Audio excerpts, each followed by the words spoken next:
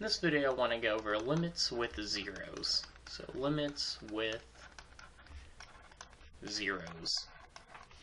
And the main idea of this video is anytime we have the limit as x approaches a, so x is going to any number,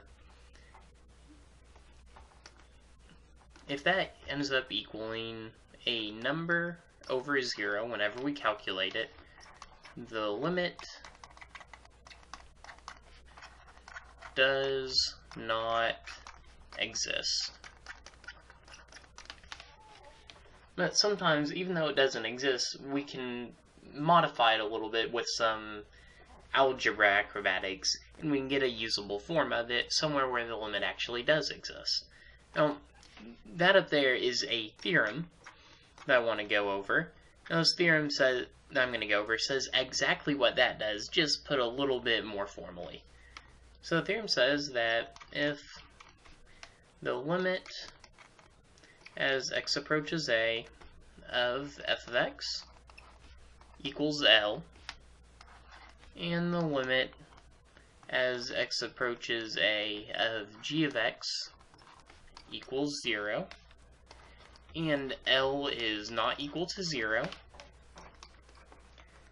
then the limit as x approaches a of f of x over g of x does not exist. So what this is saying is anytime we calculate f of x and we get any number besides 0, and for g of x we get 0, that limit does not exist. But like I said earlier, we can sometimes modify it to get to algebraically useful form. So let's look at two examples, one of each.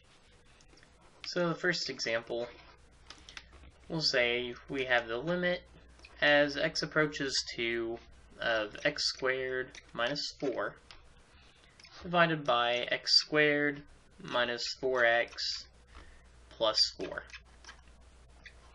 Now if we start by trying to plug in 2 here, on the numerator we would get 2 squared, which is 4, minus 4, so we'd get 0 on the numerator. And then in the denominator we would plug in 2 and get 4 minus 8 plus 4, which is 0. So in parentheses we'll put equals 0 over 0. So this right here doesn't exist.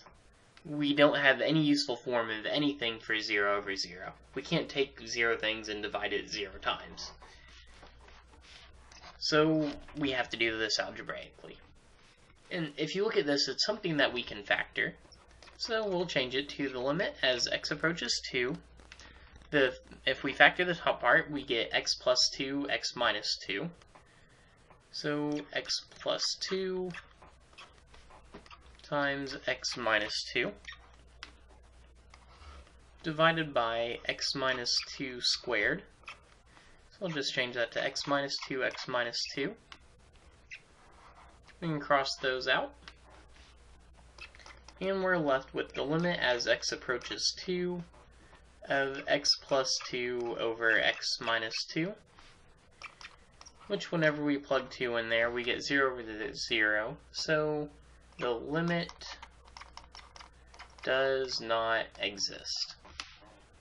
We'll go over one more example.